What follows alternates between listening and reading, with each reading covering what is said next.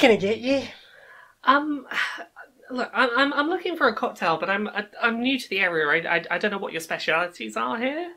Tell us what you like, and I'll mix you something up. Well, I want the kind of drink that, I could have with all of my homosexual friends. We could just have a nice, chill evening together having some fun. Gay drink, best drink. Yeah, Aye. yeah. I could go for the kind of drink that, that goes with lots of different activities. I could be drinking this, while playing some games, or while watching something, or listening to something. A drink for all occasions, gotcha. Indeed, and the sort of drink that I could meet some nice new people who I've never met before, over. That sort of energy to a drink. Something social. Something very social, yeah. Something cheeky, around the edges. Yeah, you got anything like that? Yeah. Oh, don't you worry, lass. I'll mix you up a queer and pleasant stranger.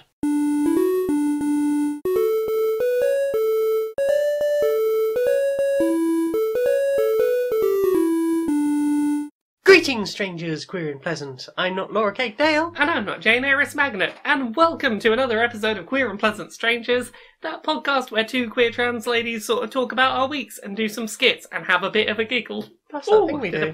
Did a burp in the middle of introing. It's that kind of week today, folks. A burp tro. Yeah, how are you doing today, Jane? I'm alright. A bit sore in places, but I will survive. I will survive. Hey, hey.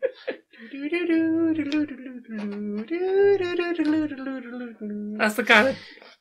This is tonight's energy, everyone. Very silly. This is where we're at today. Half asleep, very sore. There. I was poorly, and that's given me a weird, tired silliness to my energy. Yeah. You had almost no voice yesterday, so I'm glad we've retrieved that in time for this. Yeah, last night it was I could do a hoarse whisper at best, and today... You could be a horse whisperer. I was a horse whisperer yesterday. I see. And today I'm alright.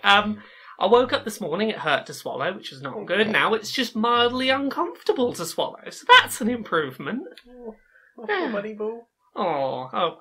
Well, shall we get on with our weeky things? Our week things. Yeah, what have you played this week? I've not played a huge amount this week. It's been a very sort of limited play. I played some more Oceanhorn. Yeah. I feel like I've drifted away from that now. Yeah. I was playing it very intensely. I was making the effort to get up in the mornings a bit early and out of bed and sort of play a bit before work. And then it's I spent so much time on looking up guides for it. So where do I go now? Because this game has not sort of signposted itself terribly well. Yes, I've unlocked the new power, but at least with something like Wind Waker, you're then sort of hey, you got the power, now you can do this. Why don't you head over here? It's not quite open enough to be something like a Breath of the Wild, where it's the joy of exploring and finding new places in and of itself is enough. It's the activities, the progression that's fun, but it's sometimes hard to find where that is. Yeah, I was not super into it, I'm afraid. You see what I mean about that game? It's I wanted to like Oceanhorn. I bought it with my own money. I didn't get it for review or anything, because I was like, no, this looks interesting, and it just didn't keep me. This is a shame. It's a terrible shame, because it's got a lot of potential there, but I was not feeling it with my feelers. Ooh. So what have you played? What have I played? I finished Kingdom Hearts 3. Ooh. I finished that on my lunch Does it break make sense today. now? Weirdly, it made more sense as it went on. Ooh.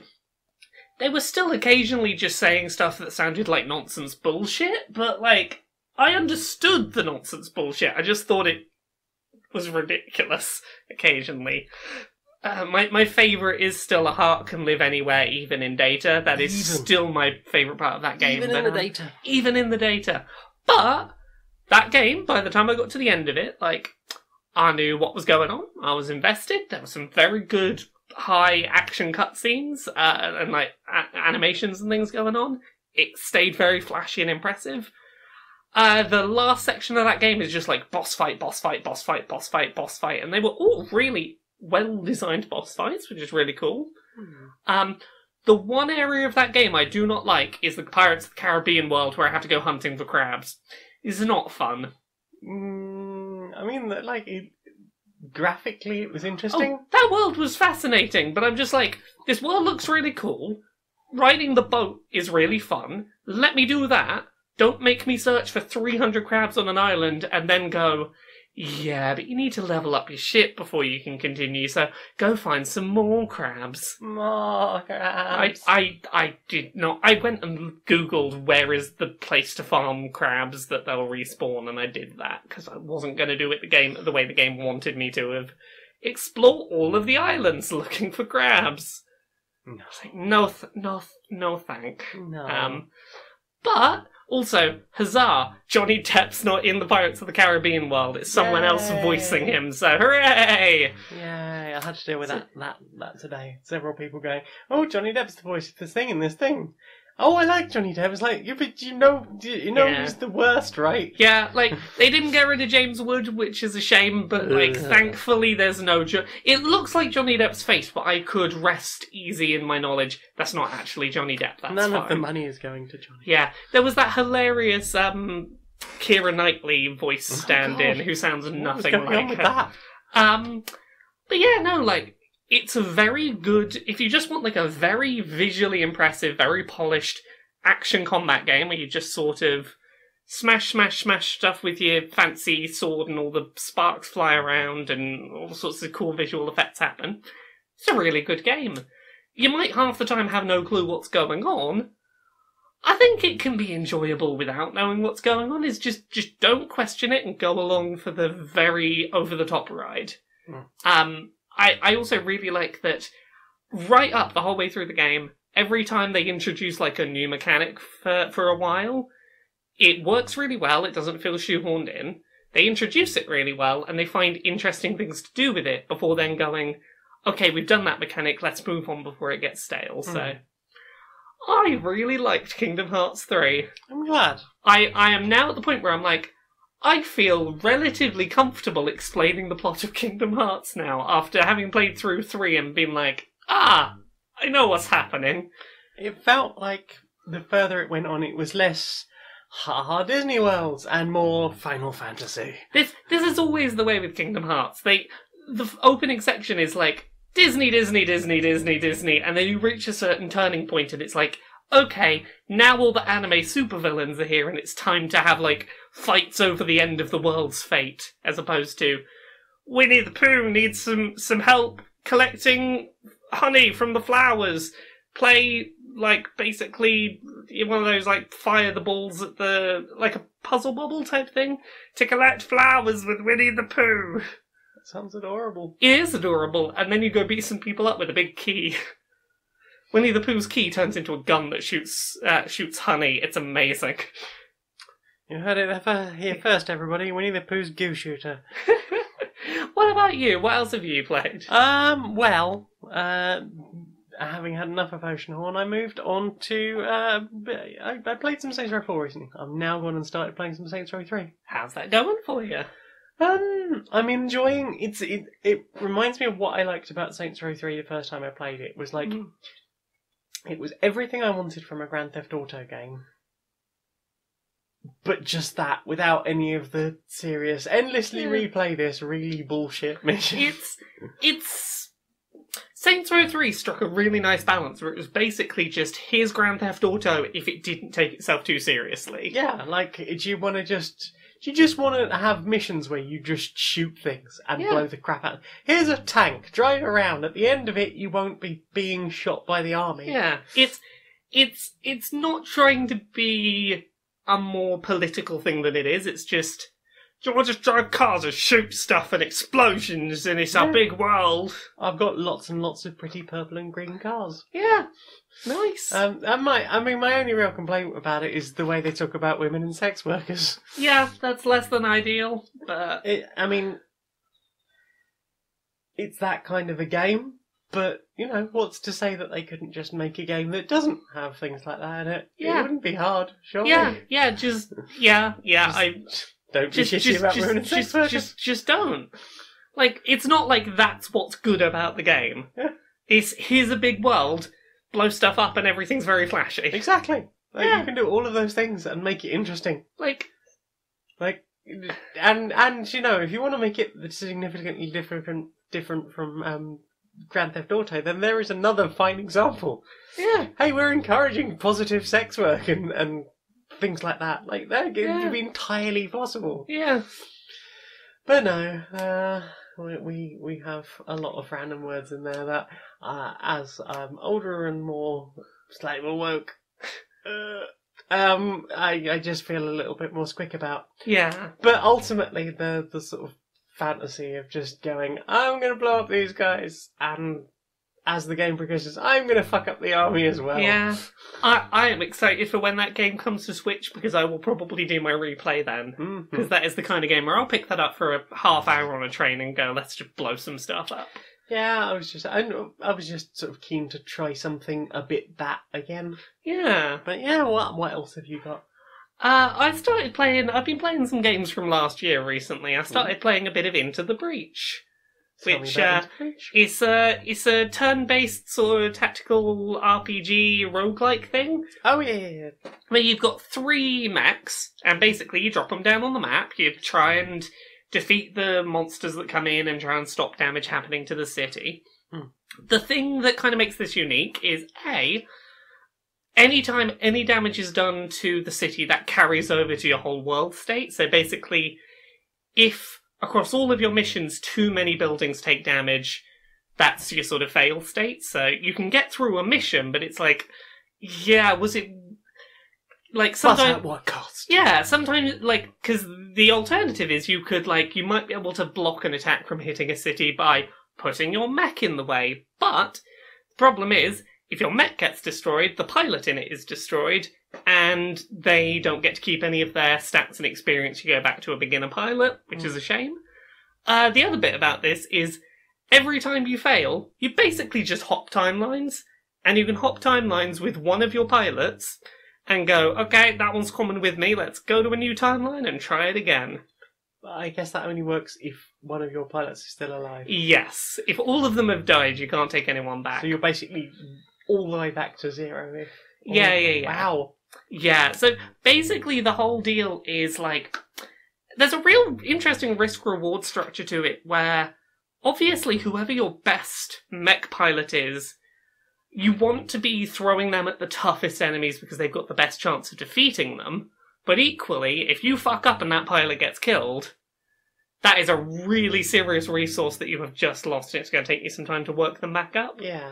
So it's about, like, how and when do you use your best resources, and sometimes I will just, like, my best pilot, I will be like, okay, I'm just withdrawing you. I'm just not gonna, like, I'm not gonna put you in the way of any more danger. It might cost me the mission, but I am not losing you. Yeah. Which is an interesting, like, within the context of the lore, that's a really interesting decision to think about. It's like, oh yeah, I'll let people in this timeline die, because this person might save a different universe if I keep them alive.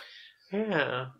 Yeah, it's odd. It's victory at what cost throughout all timelines in there. Yeah, so your 3 basic mech types you start with have... It's kind of a little chessy in that they have different movement and attack options on this grid. So you've got one that can launch as far as it wants in a straight line, and it does an explosion, and it'll hurt anything it hits and push away anything in around squares around it. But it can't hit the spaces directly next to it. Like, it has to do a bit of an arc. You've got Punchy one that has to be the space next to someone, but it can do a big punch. And you've got Shoot as far as you want in a straight line, but there has to be nothing in the way of it. Like, you can't shoot over something. Okay. As your 3 basic starting types. And it's about managing which of your units are where, and who's got enough time to... an ability to move to get to where they need to go and do the damage. And are they you said the starting mechs, so do the mechs that you unlock stay unlocked between dimensions? So it's the same mechs, but you can unlock upgrades that the upgrades don't tend to stick around between dimensions. So you might get, for example, I got an energy core for one of my mechs in one of my runs, where you then have certain modifiers specific to that mech that, if you've got enough power, you can turn those modifiers on. So it might be, can move further, has extra health, does extra damage, but they take up set amounts of additional power. So Okay. this unit I got gave me like 3 blips of additional power. So I was like, well, I'm going to use 2 of them on movement and 1 of them on health. And as long as you're in that run, you've got those, like, you can turn on those modifiers to pump yourself up. Mm. So I tend to, whenever I get something like that, put it on the best pilot, because I'm like, give you the best possible chance of getting out alive.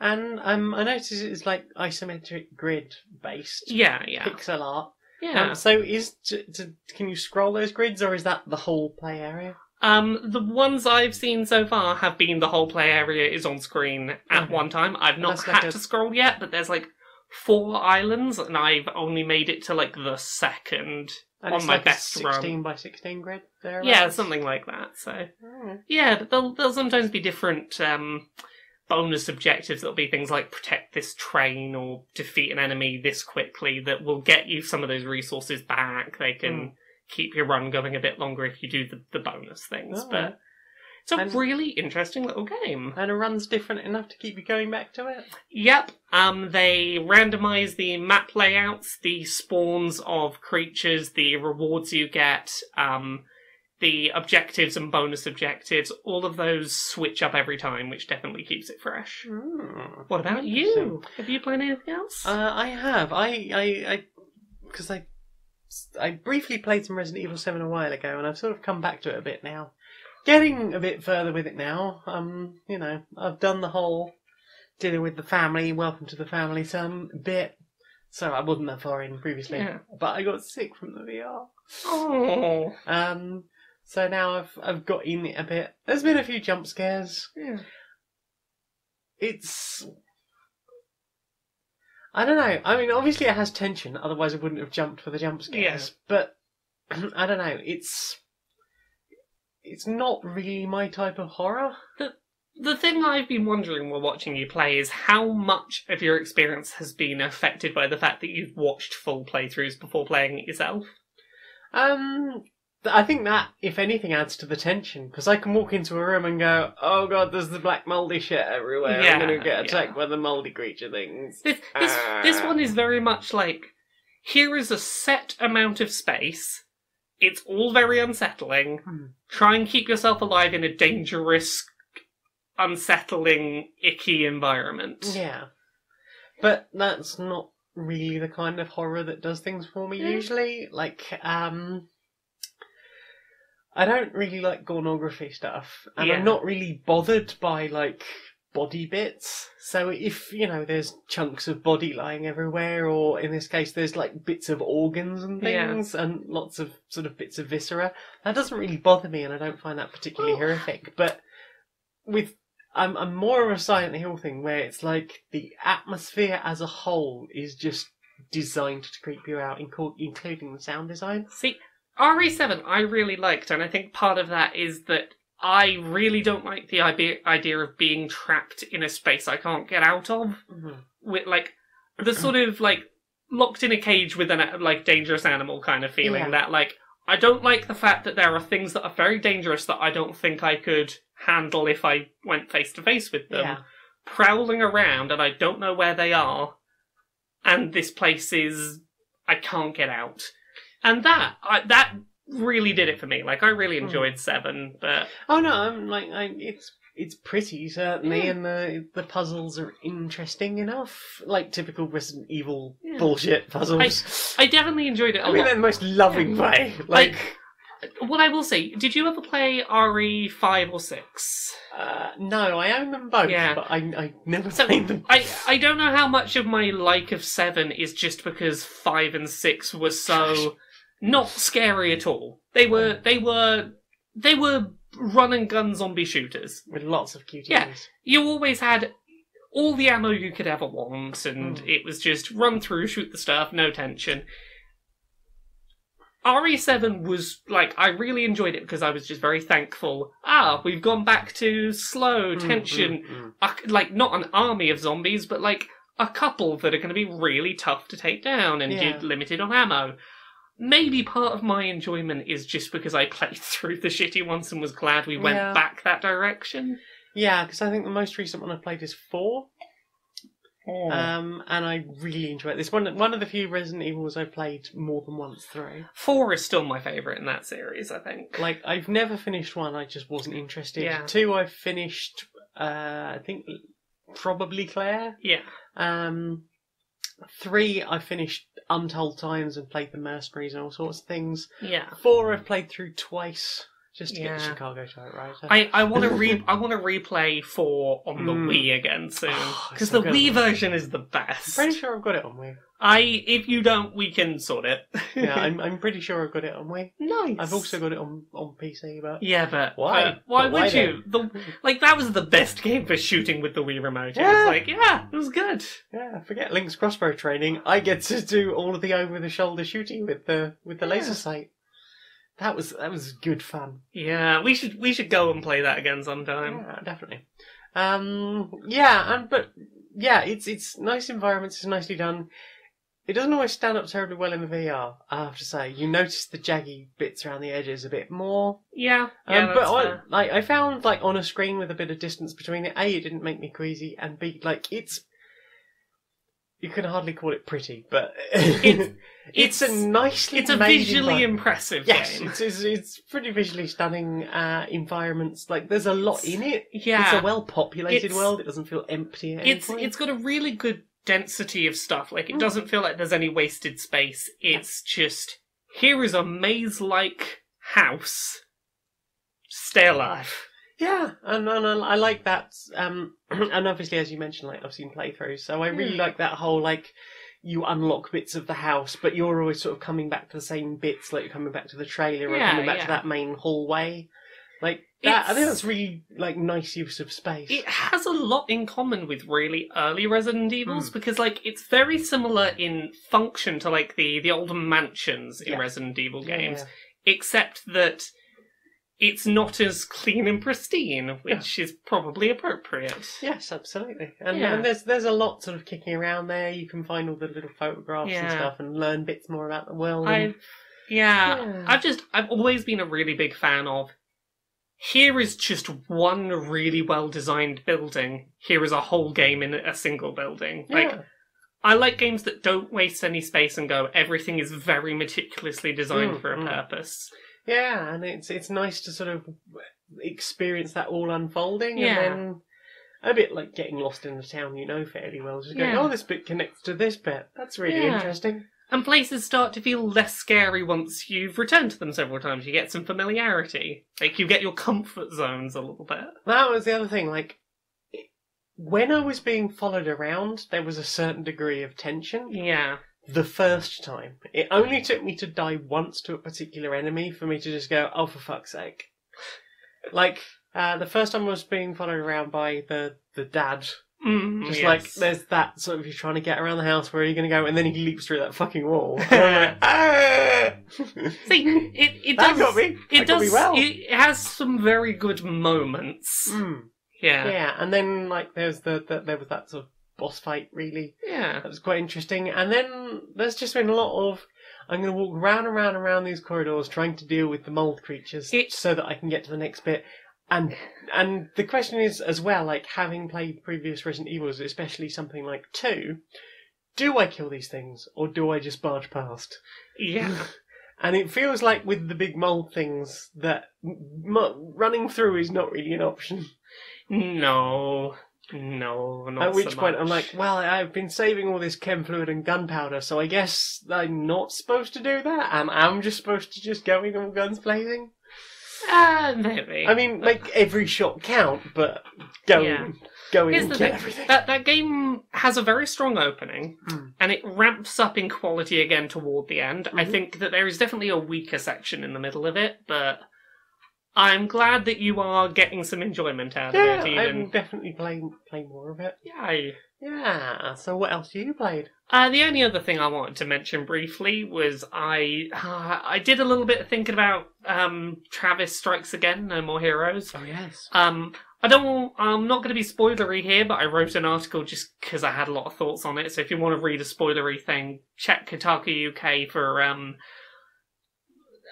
search for Travis Strikes Again final level, because I wrote a thing about relatively spoiler-free. The final world you go to in that game is themed around a particular indie game, and it just made me really notice how much that game could have benefited from doing that more often and more tying that into the idea of the game a bit more. So I don't know what any of that means, but I will accept that that is a thing. I would like the levels of this game more if fewer of them were just hack and slash and more of them were, we have this indie game license, let's do something like that. I need to read that article. It popped up earlier. I was like, I will come back to this later. And then probably no worries. But yeah, that's all I wanted to say about that was I have thoughts about Travis Strikes Again, and I don't want to spoil that for people who don't want to have it spoiled for them, but also it's not a great game, so I might just recommend reading and finding out why it's kind of bad. That's probably what I was planning to do. Yeah. Oh, and I played 5 minutes, like the first opening mission of Spider-Man. Oh yeah. Yeah. You make the swinging around look much more graceful than I do. Once you've done it a couple of times, it I suppose it helps that you have completed the game. More than once, yeah. But here's the thing, like, once you start working out the timing of if I let go here, this is a sort of arc I'll take, it starts to click. Yeah. But I very much like swinging around that world. It's fun to swing around that world. But I can tell that you've really got that spot on because you do it so gracefully and make it look so simple. And I do it, I'm just like, I'm getting closer to the floor. Well, that's the thing, is it's like... Jump a bit. It's literally just like press and let go of a button. It doesn't take long for it to start to click. Yeah. I'm sure if I played more than 20 minutes of it, it'll make sense. But yeah. It's fun to zip around beating stuff up. I got to beat the crap out of the police. That was fun. Sadly, it wasn't all of the police, but there we go. You got to beat some police up. Some police. Is that everything you've played? That is everything I've played. You got anything else? No. Time for this. Ooh. Hi. So, yes, are you ready? We've got a big press release coming out from David, so we've got to get this going. Yes. So, I know I'm new to this publicism team, but I've been doing some of my ground research on what's his name again? I apologise. This is a terribly good start for it's David Avocado Wolf. David Avocado Wolf, who is a real person. A real person, yes. And our job is to publicise. Let me get this right. Our job is to publicise the batshit things he says, and to help him come up with more batshit claims to make. Is this absolutely? One of the things we do is we like to we take this big wheel you see here. We have this. We call this the wheel of bullshit. Okay. And we just spin that, and we see what David's going to spout off about today. But before we start, can you give me one of his real world quotes or beliefs, because I need to make sure that I know that this wheel's working right when we spin some bullshit. Well, let's give you a spin here. Here's a popular one. Bats and possums are the only mammals that don't get arthritis, because arthritis, of course, has to do with gravity, which you know is a toxin. And as you get upside down, you take the gravity, a toxin, and turn it into a medicine. I don't understand a word of what I just heard. That's brilliant. Okay. And that's a thing he's already said that that's one. That's something he's already... We do need to replace that one, so if that comes up again, we'll ask him to reiterate it. So we're going to spin the wheel and see what bullshit he's going to say next. We're going to spin the wheel of bullshit. Would you like to go? Let's go first on the wheel of bullshit.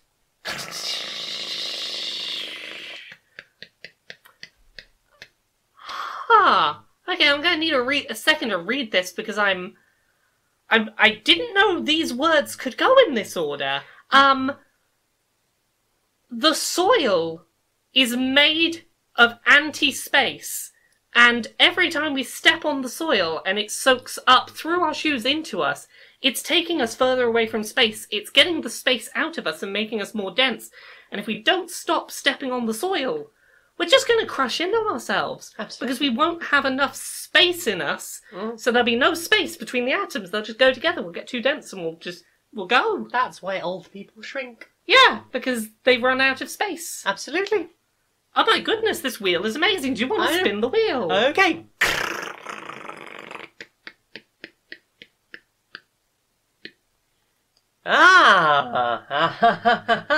See, so cats, as you understand, they do an awful lot of sleeping. Yes. So the thing is, basically what you do is have your ears specially pointed. The sleeping is in the pointing of the ears. Oh. So we encourage people to have surgery to have their ears pointed, and then they will have much better restful sleep. Ooh. Let me have another spin of the wheel.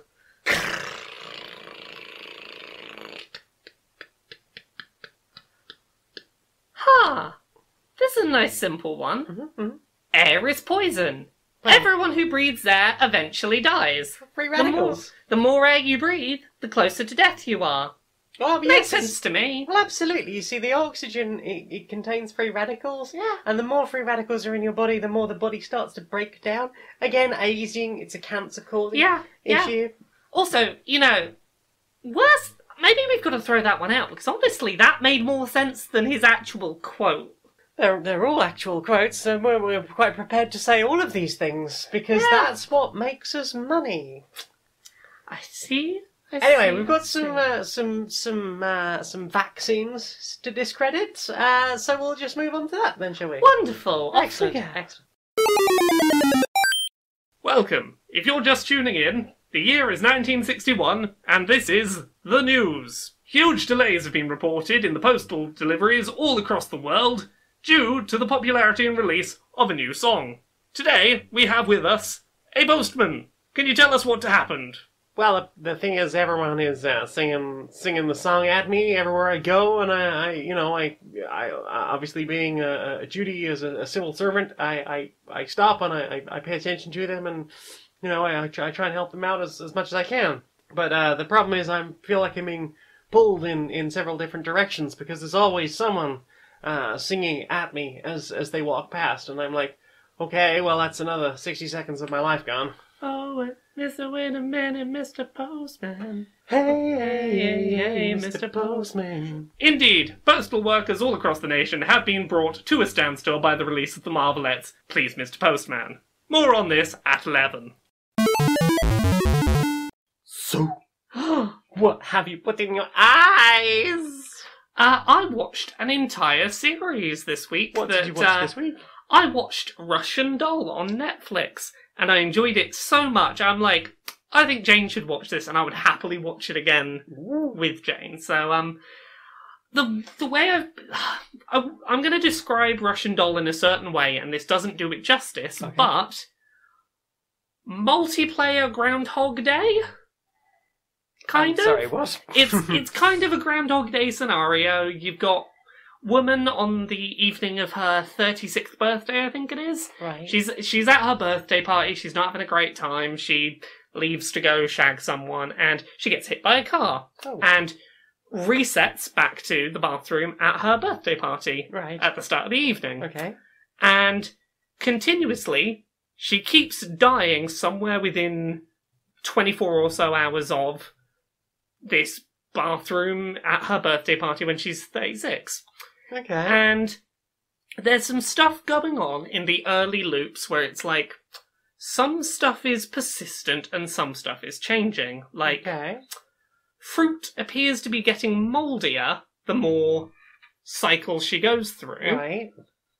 But, like, stuff like that, there's occasionally like, oh, that's different. Why is that different? And to not spoil too much premise-wise, there is at least one other person who is experiencing the loops that started about the same time, and they're both stuck groundhogging. Okay, what is going on with Groundhog Day at the moment? Because there seems to have been a sudden resurgence. Yeah, like Groundhog Day is just like the easy example to give. I know that there's a VR sequel to Groundhog Day happening. I don't know, but here's the thing. I like the concept of Groundhog Day type scenarios of like here. The one I've been meaning to watch is, I think it's called Happy Death Day. And it's another one set on someone's birthday where she keeps getting murdered on her birthday. And she's trying to solve her own murder while being murdered in multiple timelines. Okay. That's what I've been meaning to watch. That one seems interesting. But Russian Doll is, I think, the most interesting version of this setup that I've seen. It's only like 8 episodes and they're like 20-30 minutes long. It's not a particularly lengthy season, but I watched through it captivated in like pretty much a single sitting. I was very, very into it, and it had a very satisfying progression and conclusion, so... Fascinatory. Yeah, when we finished with Preacher and we're up to date on Black Lightning, etc., I reckon we should watch this, because, Spoilers! What? Should we do that bit next, then? Should we do that bit next? We've been watching Preacher. We've been watching Preacher. Yeah, sorry, we started watching Preacher. You've watched this before, haven't you? I've watched about a season and a half. Yeah, and we're coming up to the end of the first season, so for anyone who doesn't know, I will try and explain this, and you can tell me if I've got the premise all right. A thing comes down from the sky and makes some people of various religious backgrounds explode when it enters them. Yep. One is a Christian preacher, one is like a satanic preacher. Then it finds this preacher in like middle America, Texas, who's not good or bad, and it goes in him and it doesn't explode him. And now he can tell people to do stuff, and they do it. Also, there's a vampire who's really cool. Yep, and an Irish vampire. An Irish just lots vampire. of drugs. There's a girl called Tulip who makes a bazooka in front of some kids. That's quite cool. Positive role models for young girls. Yeah. So it's basically just kind of disenfranchised preacher ends up with the power to just tell people to do stuff and they'll do it to the letter. Yeah, and he's trying to use that to convert more people to the ways of God. He's trying to use it. He might not be doing it good all the time. Yeah, and there's some people that seem to be trying to get the power back, and there's a cowboy that seems to be having a very bad time in the 1700s or something like that. Hijinks ensue. Many hijinks ensue. Yeah. There's a lot of, oops, I didn't mean to say that, so literally. Should have been more careful with my words. Having magic words and all. Learning the words and how they work, and then being like, oops, I did a thing. Yeah. Oops, that led to something. Yeah, so it's a really interesting little show. I'd never tried watching it before. I knew the vague premise-ish, but... How are you finding it on this second watch through? I'm giggling at bits because I'm seeing stuff coming really early on, and I'm just like, yeah, that's gonna happen, and it's making me laugh quite a lot. Yeah, well, like the stuff with the chainsaw going down the aisle in the church. If you want to watch this, you have to be okay with some gore. There is an amount of gore that happens. Yeah, there is a hotel room that gets all kind of fucked up. Yeah, you have to be okay with laughing at gore, because there are scenes that are deliberately shot like comedy scenes with a lot of blood and death. Yeah. So if you're not in the mood for like a bunch of people are going to get murdered in this room and it's going to be funny, yeah, it's very dark comedy, but. The thing is, it's dark comedy, but and sometimes it's just flat out dark. Well, that's what I was going to say, is sometimes it is just serious and dark, but it never conflates the two. Yes. It's like, if a serious thing happens where it's like, that had consequences and that didn't deserve to happen, everything just fucking stops, and it's like, we're just going to wallow in this for a minute. We're going to fucking stop and pay attention to what happened. Yeah, the town is full of very unpleasant people. Yeah. And there's even the few sort of fairly good people have some darkness in, like some not just like, hey, that person, you know, they cheat on their taxes or whatever. Yeah. They people do really bad things. Largely, if a bad thing happens to someone and it's played seriously, it's usually because that person has done something monstrous first to deserve it and to justify it. Yeah. And when that's not the case, it's like, oh fuck, shouldn't have done that sort of territory. Like, it never revels in bad things happening to good people. No. And very few people in this show are innocent. Yeah. And in fact, the people who are innocent, there is usually somebody else who wants to try and protect them from something. Yeah, because, like, you know who I'm thinking of when I say something bad happening to someone who didn't deserve it. Yes, because up until that point, or slightly after that point, you are basically led to believe that this person is just unfortunate. Yeah. They have problems in their life, and it's not really, you're sort of drip fed their story throughout the series. But even then, they have some really interesting complexity and depth too. Oh, just wait till you get to the second series. Oh, I am sure. But, like, there is some interesting drip feeding of nuance of, like, characters.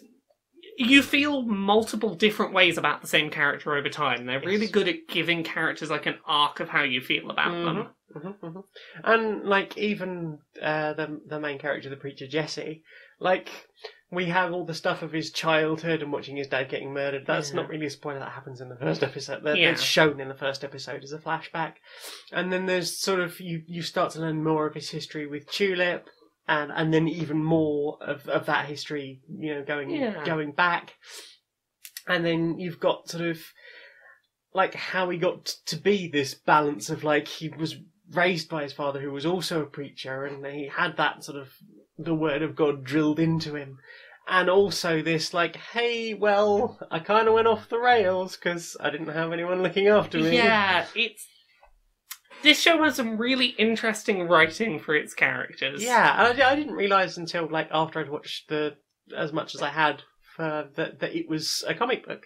Yeah, but it does make sense. Yeah, no, this is definitely, like, a thing that would be, like, a cult comic book first. I would be interested to read that, actually.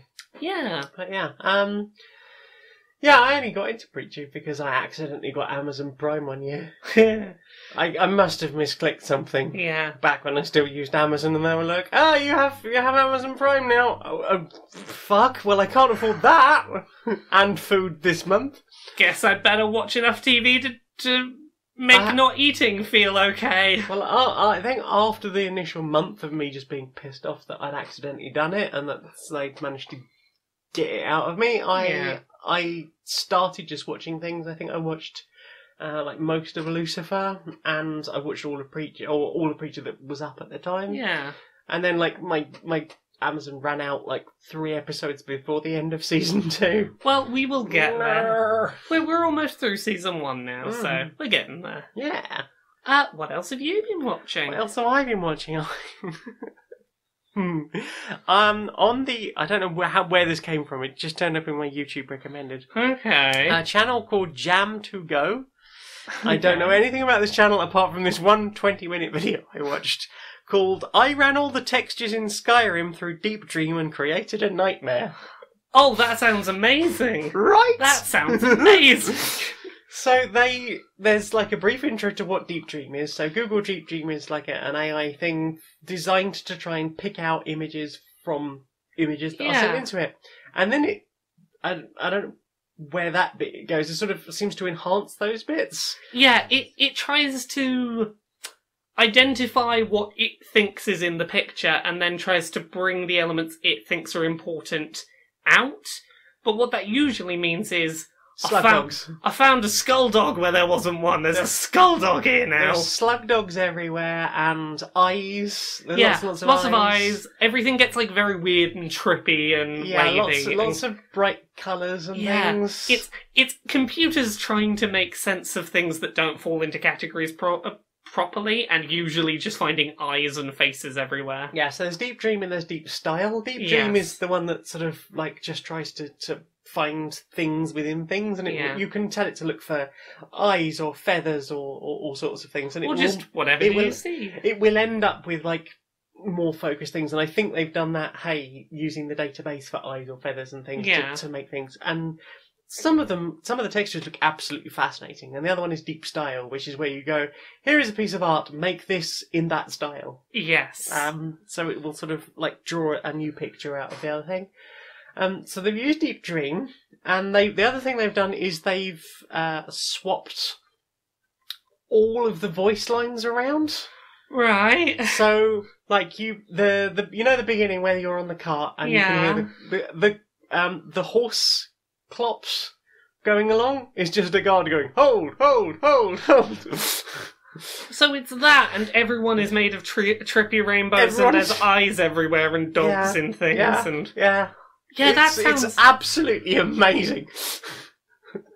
That just sounds like, oh my goodness, I've had the kind of trip where I don't understand what I'm seeing anymore. It made me think of the sort of like, if you've been tripping a lot recently, it's like 6 a.m. You're desperate to try to get to sleep. You're still writing out the last bit, and when you close your eyes, you're starting to see some really dark shit. Oh yeah, no. When you close your eyes and it's everything's made of just like living, swirling bubble gum. Yeah, it's been overchewed, but also sewage. Everything is skulls made of flowing blood. Yeah, that sort of thing. Yeah, not that we would know. Of course not. This is all anecdotal, all hypothetical. Indeed. But that's that sort of thing. Just like. Just really, really twisted and weird, and the fact that everyone's just spouting random shit at you. What's this video and channel called? The video is called Jam to Go. The video is called I ran all the textures in Skyrim through Deep Dream and created a nightmare. Apparently, they have uploaded this to Nexus Mods. So if you want to go and play it for yourself, I can't bring myself to Skyrim. Play it. I need to see that video. Yeah, it's like 18 to 20 minutes long. Wow. Yeah. Well, that was really fun. Yeah. So what else have you watched? Yeah, the other thing I've really watched this week was I got back up to speed on Crazy Ex-Girlfriend. That show continues to be really good in its like quite serious discussions of mental health stuff. Mm-hmm. The last episode I was watching was like, hey, this character who has been really reluctant to try antidepressants has finally started on them, and now we're going to have some conversations about the realities of antidepressants, while also doing some like silly comedy songs alongside it. It was very good. Are you trying to show me this creepy nightmare? Okay, yeah, no, that's Deep Dream. That's eyes everywhere. Everything is eyes. And rainbows. And rainbows. Everything is rainbows and everything is eyes. And okay, her faces skin. are really... Okay, I hadn't thought about her skin. Yeah. Yeah, faces are a bit messed up. Yeah. See, here's the thing. You can't really pick things out of things from a distance. So, for anyone who looks up this video, when you move towards one of these walls, it looks like the wall breathes for a second, and that's weird. I don't know. I think we've all seen walls breathe. We've all seen the time. We've all seen the time. I mean, look how pretty all this is. That's it's so swirling, beautiful and terrifying. Okay, yeah. We should Anyway. stop describing a thing that listeners can't see. They can see it if they look it up themselves. But have you watched anything else? No, that's pretty much it. Well, it was just the things I was watching with you. So yeah, I think that's it. Well then, time for this. Woo. No, we've got a new sponsor! Who's our new sponsor? Today we are sponsored by... Hugs! Hugs? Would you like to try one? Yeah, why not? Have they sent us a hug to try? This is a free complimentary hug. Look at that! That's look at that! good. I'm a big fan of this hug. This is good. Yeah! That was a good hug. And I'm reading in the promotional copy here that just like...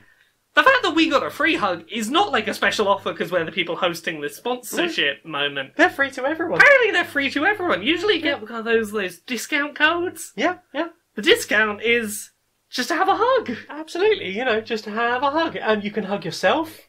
Oh yeah, that's all right. Yeah. You can hug yourself. You can hug a friend. You can hug a lover, a family member. You can hug a stuffed animal. You can hug a stuffed animal. You can hug a pet. You can politely ask if you can hug a stranger. Yeah.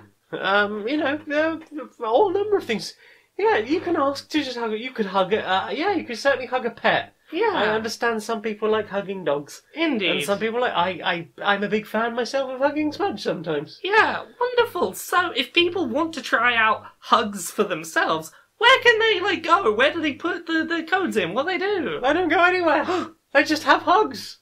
Hugs for all. But this is a sponsorship. You gotta give them a code. Okay, QNPS 54, and you enter that. At the next person you see, who seems to be offering you hugs. You mutter that as you give them the hug. QNP, and that'll give you a further hugs that are free. Indeed, that you mutter Q and PS what is it, 54, as you give someone a hug, and then your next hug is also free. It would have been free anyway, but, like, it's a sponsorship on a podcast. We've got to give you a code. I just love the idea that next time somebody listens to our show, just hug someone, they just know, QNPS 54. Huh? It was a promotional hug. Sponsored hugs. This hug was brought to you by QNPS 54. Mm-hmm. I hope you leave this in. Totally leaving this in, except for this bit.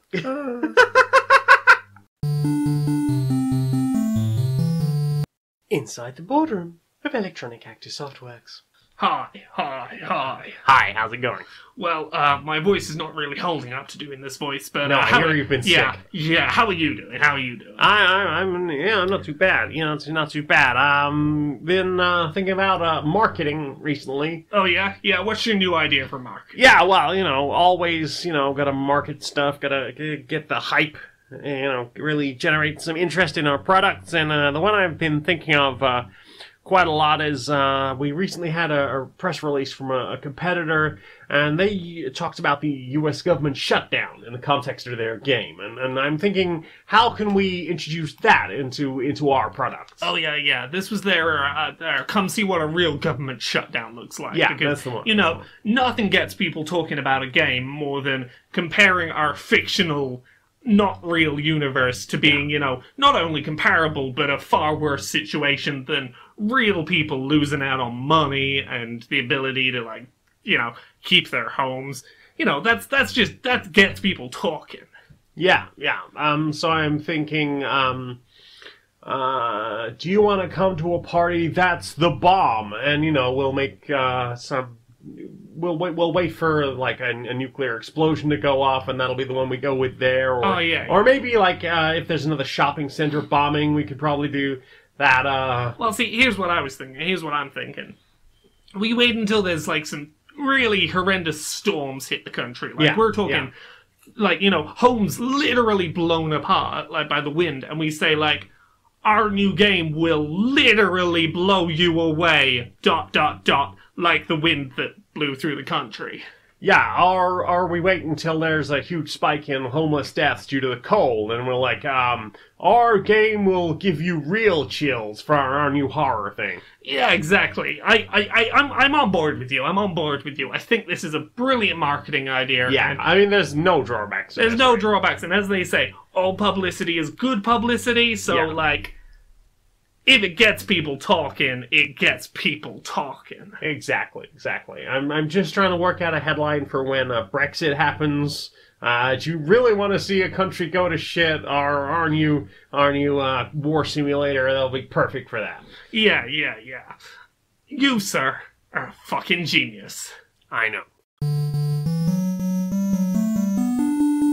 What have you listened to into your ears? I've really not listened to a lot this week. No. We listened to the New Tales together. We did. That it was was lovely. once- Lay in bed and cuddled and listened to a new Tales. Once again, that particular Real Play podcast, tabletop podcast, continues to be very good. Go listen. Griffin makes a good world. Indeed, go listen to the Mackerel Boys if you're not doing so already. So yeah, it's a Monster of the Week series, and they are... Where's Kepler? It's North America. It's in it's in Virginia. Virginia. Yeah. West Virginia. West Virginia, Mountain Morrow, Country Road, Take Me Home.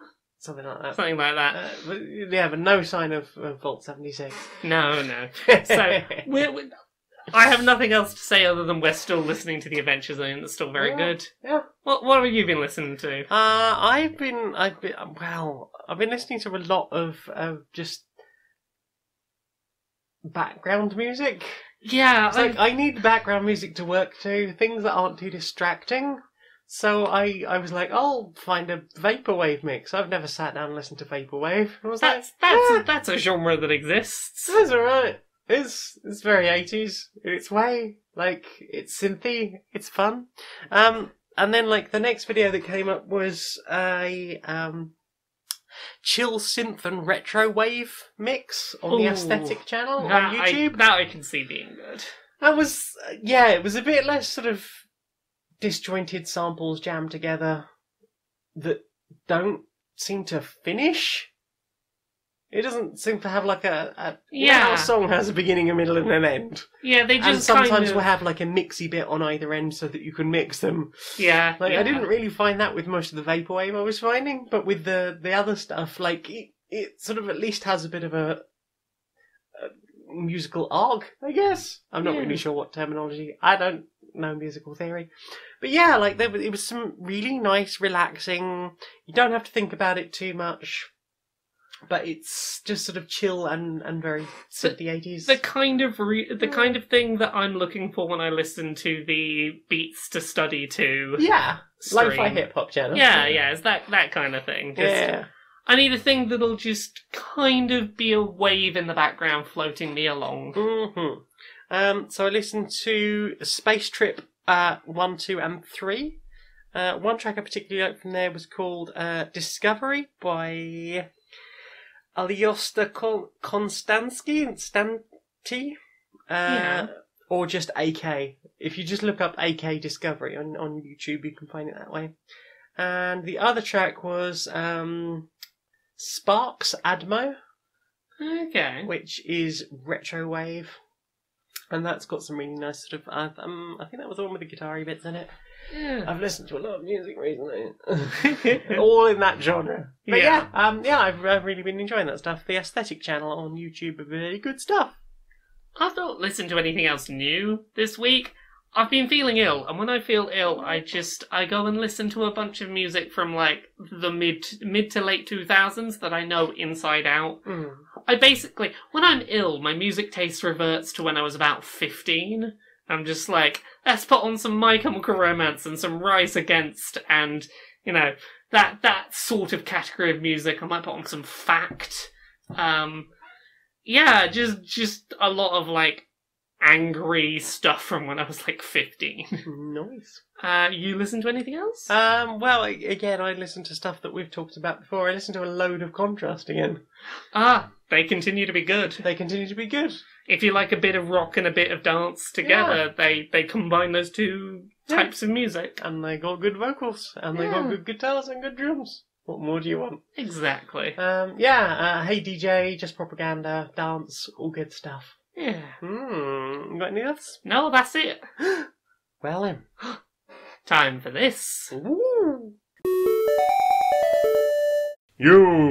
You are the chosen one. Do not be alarmed. Our visit to you was predestined. For you see, we must convey to you the importance of your destiny. You shall be the one who shall go forth. You shall take up the sword of almighty Unlock, and then you shall slay the dragon of Jazzalor. Along your quest you shall change hearts and minds, converting all those you pass onto the path of righteousness. Indeed, you shall slay the greedy, redistribute their wealth. You shall bring happiness to all who you see, save those who are evil or greedy. You shall be the source of righteousness wherever you shall go. Indeed, as it is foretold, only you may do this, for you are the Penguin of Extreme Destiny.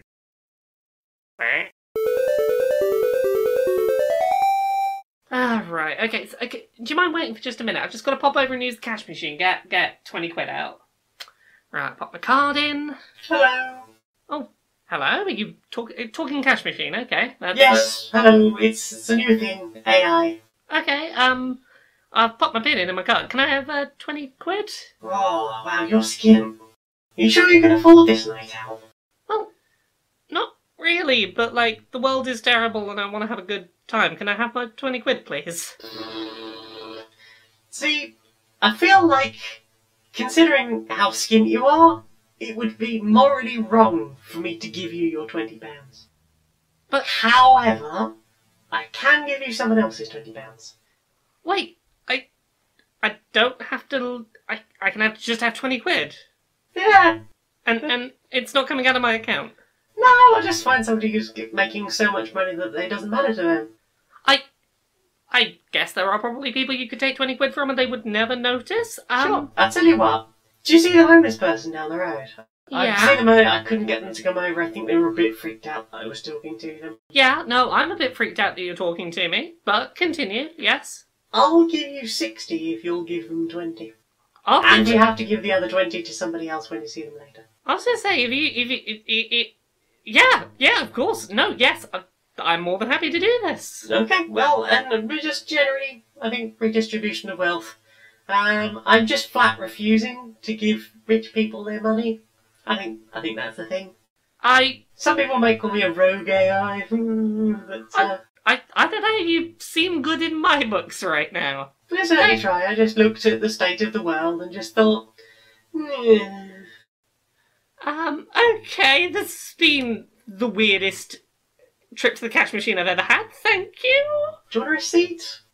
Probably shouldn't if it's someone else's money, but thank you for offering. Fair point. Hang on, have your card back. Thank The cough was just for jokes. I didn't add this. I'm gonna... Thank you. I'm gonna walk away now. I'm working on my comedy skit. I enjoyed it. Lovely to meet you.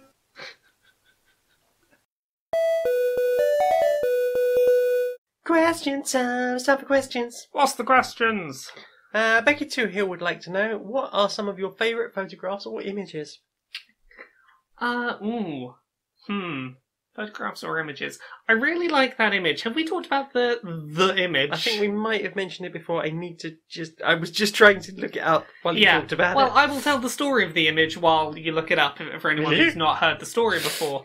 Okay, I will tell some story of the image. We went to see a friend and we had some music on downstairs on the TV, just like putting mixes up on YouTube. And you know, sometimes the way that a YouTube video just has a piece of art in the background, we really liked this image. We were unsure how to mentally process this image. It was lots of colours going on, some people walking towards a tree in the sunset. One half is like sunset, one half's night. There's a lot happening in this image. And after a long day with friends, we just sat and looked at this image for a bit. And just looked at the pretty picture for a bit. Yeah. And we liked it so much that we tracked it down on DeviantArt. Yes. So the piece of art is called Eternal by T1NA, or Tina, I guess. Yeah. And they just have like thousands of like random wallpapers. Best we can tell, there's no way to give them money. And I've really tried. Yeah, no, we were like, we spent long enough looking at this piece of art going, I like that's that. a piece of art that we are having the experience, having a moment with. We ended up getting it printed as a canvas and we got it in our living room. If you've watched the Queer and Pleasant Stranger Vision episode where I asked about with puppets, you can sort of see it in a couple of the living room shots. We had a very significant moment with this image after a very lengthy day, and we came to like it very much. We did. Thanks, Amy, for clearing up some issues about Yeah, that. so that's paused, right? Yeah, definitely. So that's that one.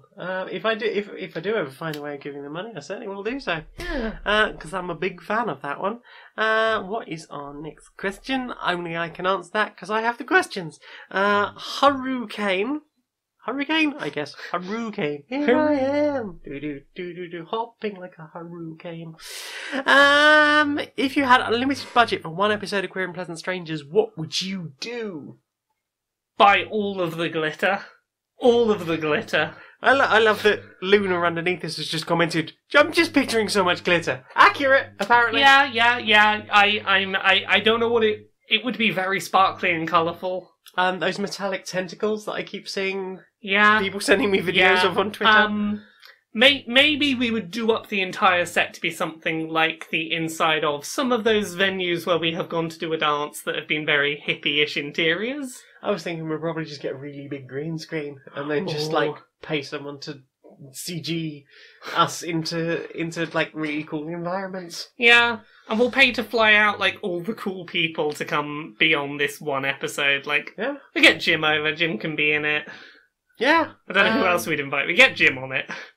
We'd write off for expenses like everyone who needs its trans surgery. Yeah. Yeah, that's part of the thing. Yes. Because we need to have just thousands of pictures of really happy people waking up from surgery. Yeah. It's very important. And they have to be new ones. They can't be pictures that already exist. Yeah, no, there have to be new ones for that. And yeah, I pay for all of that.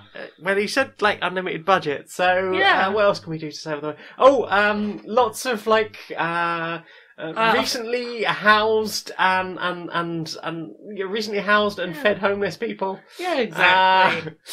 I was going to make this glorious coming state out of it. Basically, the unlimited budget episode of Quoops would be socialism with glitter. Yes. And tentacles. We'll get your tentacles. What's the next question? Oh wow. Okay. Jacob Marion would like to know what are your favourite candies and/or cookies? Ooh. Have you got an answer for this on hand? Jelly tots, I guess, for sweets. Yeah, jelly tots. Jelly tots are amazing. They're great. I love a good jelly tot. Yeah. I mean, I used to really love Maltesers. I wish there was a vegan version. Yeah. Custard creams? Can you get them in vegan? I used to love a good custard cream. Growing up, they were my absolute favourite biscuit cookie thing to have, and I've not had one in years, but I used to fucking eat them by the packetful. Hobnobs, naturally. See, I'm now just remembering, when I'd first moved away from home, and I was craving something sweet to eat, but I had, no money. 27p for a, pretty big, lengthy pack of custard creams. I would just sit and munch my way through this huge thing of custard creams as my, this is my treat. This is my treat for the month. I used to really like toffee pops, but again, not vegan. Yeah. Hobnobs are good. Yeah, no, I said hobnobs. Yeah, hobnobs are great. Hobnobs awesome. Peanut butter heroin. Oh, yeah. Snow Monkey Radio blog vegan recipes. I think the last one on there is peanut butter heroin. They are my peanut butter cookies. Yeah, I had some of them when I went to Guildford recently. Really? Yeah, because I sent you a little packed lunch of cookies. It was adorable. I'm trying to think if there's any other really good ones. Skittles are good. We enjoy a good Skittle. I used to really like oat flips. Ooh. They're not super sweet, but they're really, really oaty and quite heavy. I like a good oaty biscuit. Oaty thing. That's hence hobnobs. But yeah, oats are just a good. Mm-hmm. The oats are good. Oats are good. I was having the same exact thought. Tricky. Hi, Tricky. Would like to know. Answer the last question. Again, but from the imaginary perspective of one of the characters you both roleplay. Let's go with the most recent one I've been doing on Dice Funk, Leah Moira Melbeck, the drunk hippo captain. Oh, and what sweets and/or cookies does she like? Oh, well, here's the thing. Honestly, most of the time, I'm drunk enough that as long as it contains sugar, I'm not going to notice the bloody difference. You can just pour a plain bag of sugar in my mouth, and I'll just go, that was fantastic. Was it jelly tots? Was it a hobnob? I can't tell the bloody difference right now. I was going to go with trees from Badly Designated Heroes, but I don't think they have either candies or sweets in that world, and I don't think trees would have eaten them anyway. Who else? Ellie. Yo, Ellie, yeah. Ellie from anywhere I can shoehorn her. Eleanor Findare. Eleanor Findare. Oh, you remembered. Yeah, I know your characters. Yeah, so Ellie, I guess, well, you say sweeties, right? Sweeties, Hey, sweeties. Tasty ones. Make your eyes roll. You know what I'm saying? Yeah, anything like that. Cookies, yeah. I do like chocolate. Difficult to get in the Underdark, though. Do like them. Yeah, good. And then, anything I can feed to Mr. Fluffy Bottom. My rainbow battle weed links. Never know when you might need some of that. But yeah, those sweet, sweet candies. If you know where I can get some, do hit me up. I got a bag of gold with your name on it. I enjoy the sweetest taste of all, kissing every species in space. Hello, darling. Oh, hello. I could see Ellie and Liam were working I out. think they can I work don't think out. Ellie's ever been to space. Considering they're basically us, it's fine. Oh. And I've seen some of the fan art of Liam Moira. Wow. Just like you. Oh. Oh yeah, we're doing questions, aren't we? We are indeed doing questions. I lost Did the you lose thing. the questions? I lost the question screenshots. Too busy becoming Eleanor Findare for a moment. I was too busy thinking about smooching Liam Moira and Melbeck, actually. Smooching that hippo gal. Smooching that hot hippo in a little jumpsuit. J. Kirkuman Adams would like to know, would you ever both be on Question Time, and what do you think would happen? Would you get a lifetime ban from the BBC for it? See, I'd have said no until you posed that possibility, and I'm like, oh yeah, there's a lot we could do with a couple of seconds of unedited time on the BBC. Oh yeah, just screaming at Tories. Oh god, yeah, no, we would go out in a blaze of glory. Yeah, I would. I would basically swat up on whichever Tory we knew we were going to be on the show with. Check out their voting record and just like call them out on every bit of bullshit I could find. As we're being dragged off, I'll just be screaming, anything you require to survive a healthy, sustainable life should be a right, not a privilege. Mm-hmm. You know, just spout some socialist bollocks The a bit. Tories are selling the country out from under you. Indeed. Brexit is a scam. That Universal sort of basic income, guaranteed housing, guaranteed healthcare, keep people alive. thing. Right? Lucy Evans would like to know, what's your favourite board game so far? Oh. The one we have gone back to the most and have the most variations on. I think Clank is like... Mm-hmm. Clank is the one that I would say, like, it works, it scales really well for multiple people, plays really well two-player, has single-player support. Oh, yes. There are very few board games that are that good, like, that work that well for that range of people. Yeah, I mean, I think Clank is probably the one I've been most happy to sort of keep going back to, and is the one I will try and encourage more people to play. There is a certain amount of RNG to it that is a pain in the bum sometimes. It is, and but... I think for future games of original Clank, I would like to introduce some of the rules as house rules from Clank in Space. Yes. Because there are times when it just gets really frustrating and you suddenly find yourself completely incapable of getting any further. Are you basically suggesting the don't buy more than one of the same item? Don't buy more than one of the same item, and possibly even not getting a second artifact. Yeah. It would potentially lead to slightly shorter games. I can see that. But the chance to redeem yourself gets a little bit easier. Yeah.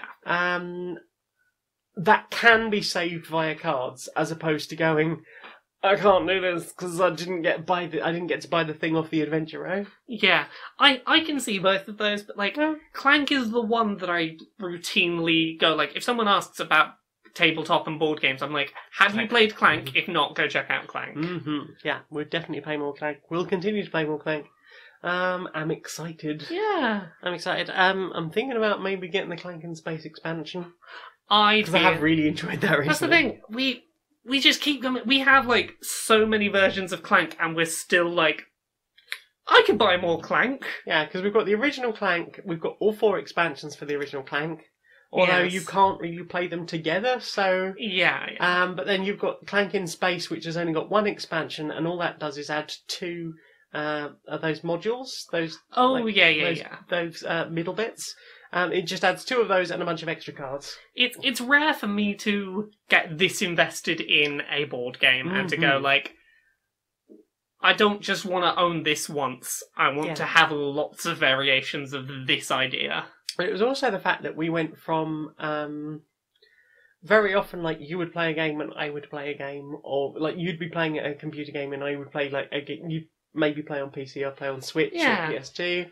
And there was a lot of that. We were just playing games in the same room together, both playing Switch together. Yeah. I need to dock, I'm going to run out of power. Okay, I need to dock now. And there was loads of that for ages. But then recently, like, I suppose since... Was it Christmas you got? Yeah, it was Christmas you got me for UDP. You got me Clank in Space. Yeah. And there's been a lot more times of, I'm just going to have a game of Clank while you do that. It's nice to have, like, it's lovely doing the Switch swap back and forth thing together, but, like, it's nice that you can go, I fancy a board game, you're busy playing a video game. I don't have to, like, I can play a board game and not feel like I'm dragging you away from what you're doing on the telly, for example. Having a good single-player board game is a rare find. Yes, and unfortunately, Unstable Unicorns did not manage that. No. Like, Unstable Unicorns is great, but, like, you need at least 2 people. At least 3. Yeah. Yeah, because it doesn't even work terribly well in 2, I don't think. You can scale... You can. Yeah, but, like, one You have to scales... take out all of the expansions and a bunch of the cards from the original as well. Yeah. So It's...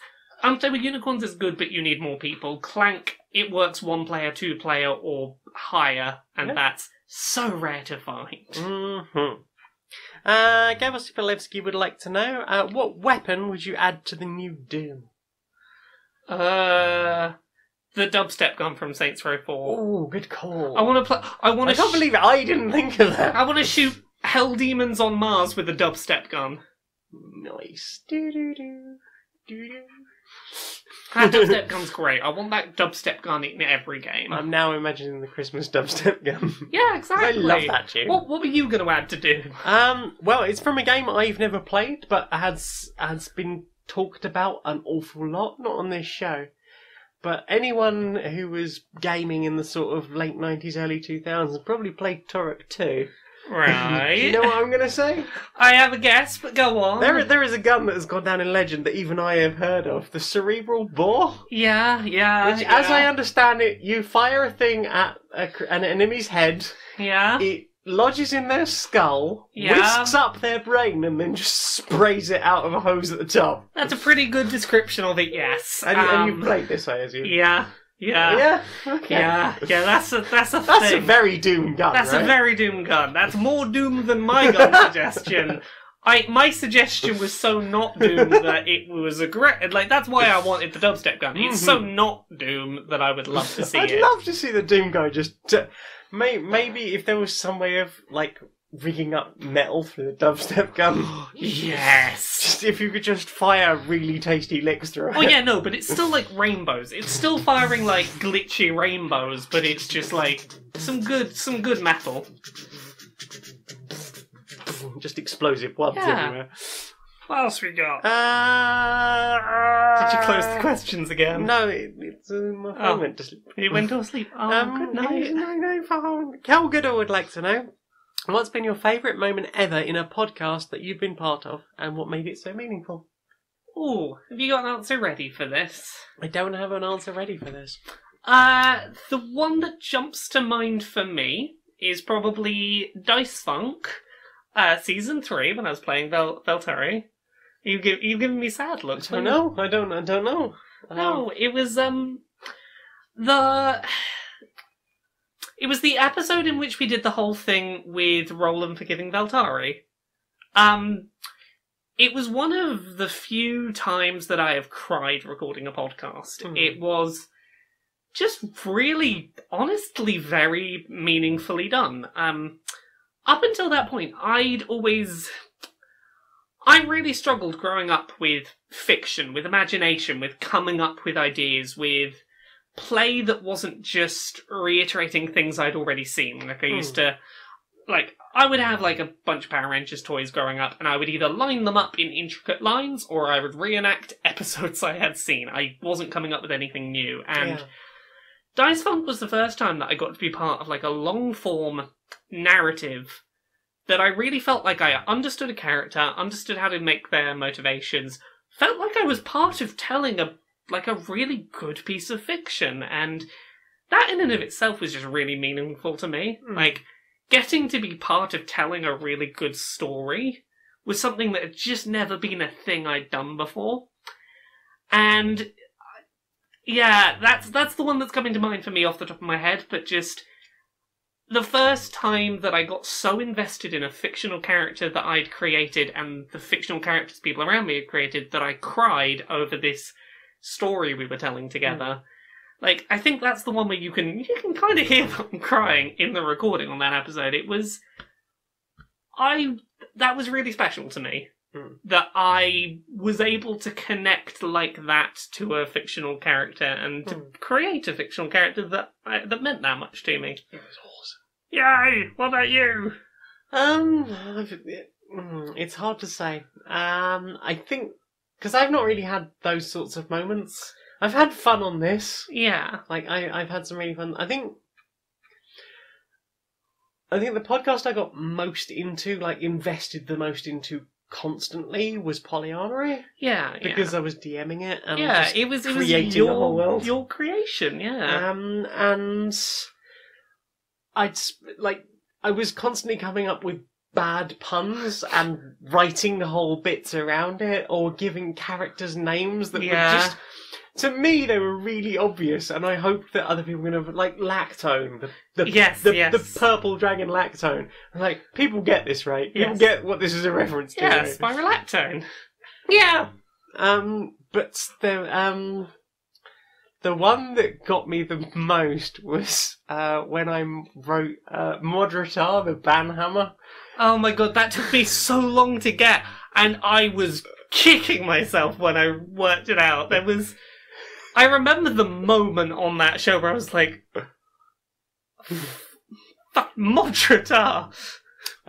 So, yeah, I basically sent them on a mission, what was it, like 3 or 4 episodes, I think. Yeah. It's like, yeah, you need to go and find this hammer from a dwarf named Ban the Troll Slayer.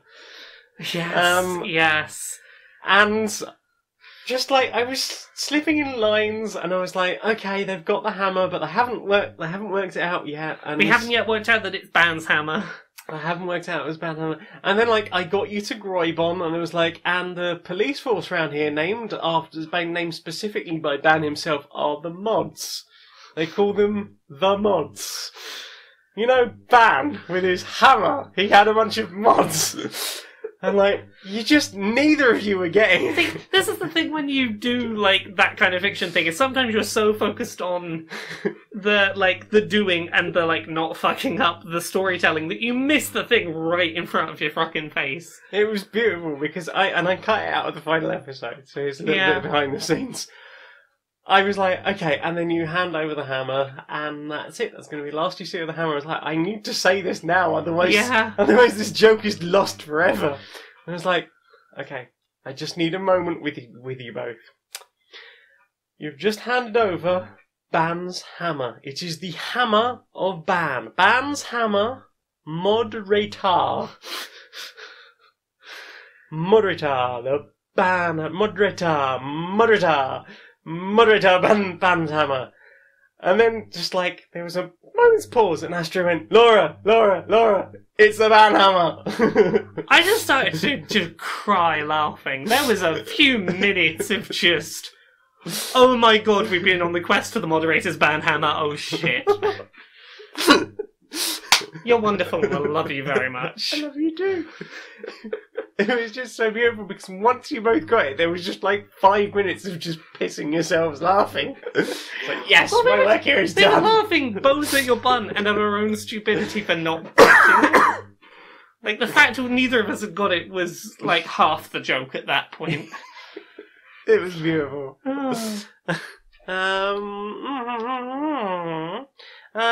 Xander would like to know, for Jane, what's your job? I do admin. Yeah. Hang on. Got lots of paperwork. That's why I don't mention it. It's not very interesting. Yeah.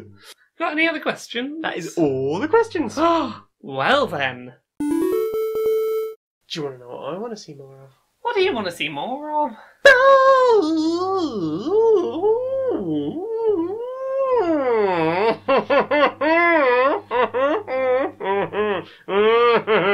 Social justice warriors. Hello, Larry. Oh, Barry. How you doing? I'm not too bad, mate. You been up to much? Oh, you know, trying to get over this cough that once again is making this voice a little difficult for me to do today. This voice? This voice that I have is causing me some trouble today. Oh, no. He's been going around. I've heard quite a few of the rough voices in the area have been struggling with this throat thing this week. Yeah. Yeah, how you doing? You all right? Yeah, not too bad. I've been an interesting conversation the other day, and I think maybe I'd like to discuss this with you as well. I do always enjoy our enlightening conversations. Well, indeed, you are always good for a good one to air a thought to. A good sounding board, you might say. You might say that, yeah. And basically what it was is I was talking to someone the other day, and we were talking about how you can be happy to hug someone whenever you see them, right? But say for example, people like I've got a friend who has some real personal space issues. Yeah. Now she's usually very comfortable. Yeah. But other times, and completely out of the blue, and through no cause from you or whatever, just can't do physical contact. Yeah.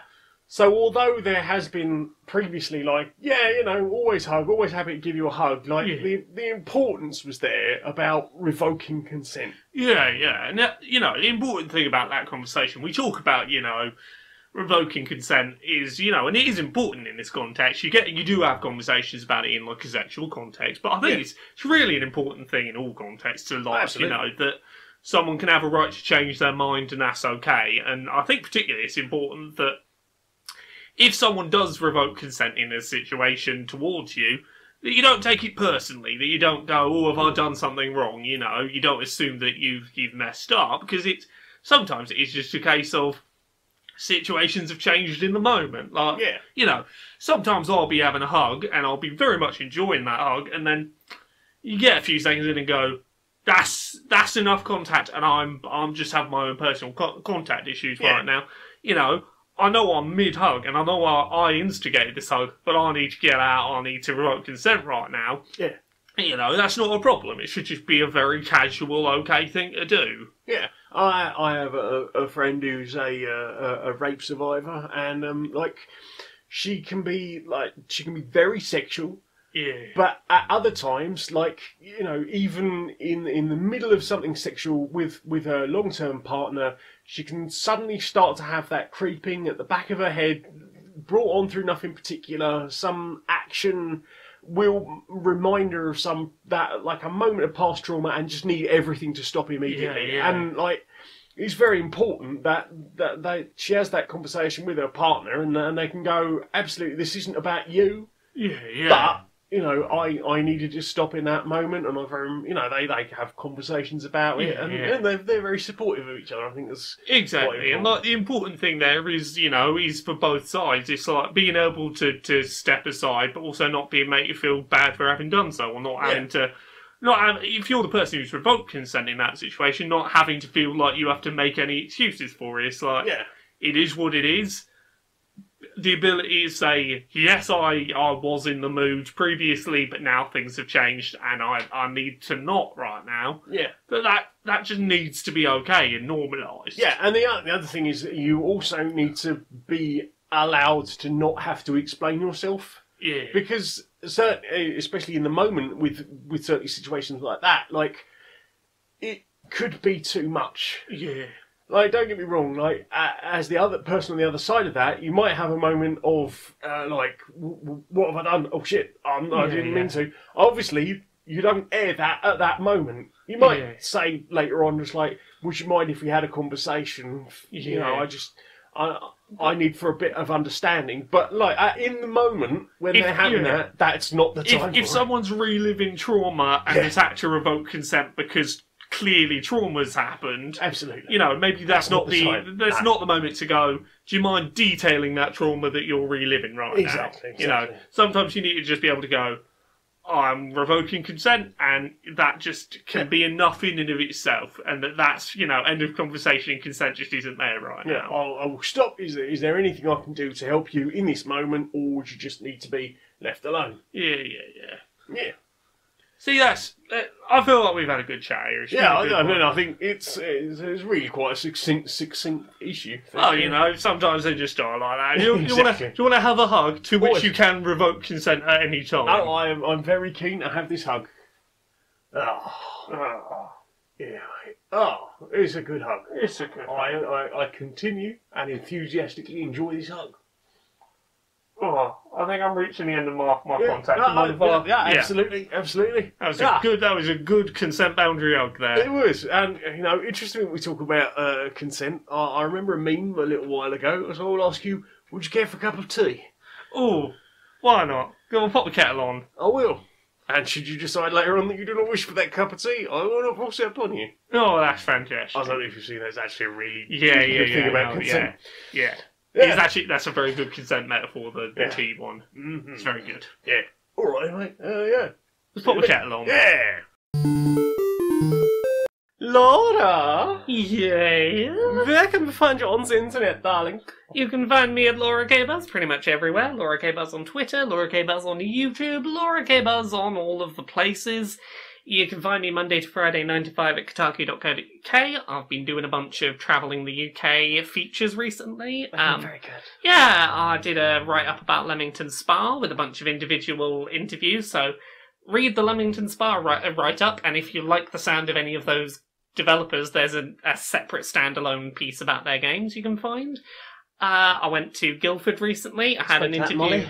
I went and spoke to that Peter Molyneux and had mixed thoughts. I left the meeting feeling like, aha, is the story of a changed man who completely understands what he did, and then I kind of realised maybe he doesn't really understand what he did. Like, he's definitely improved, but I don't think he understands the root cause of why he had to change. There was a whole moment when, like, because you came back and we were discussing it, and I was like, well, it sounds like he's had a positive change in his life. Well, and then, was it Friday night you got the update? I just started groaning. And I was just like, oh, what's he Molyneux'd up now? Yeah. So, read the thing.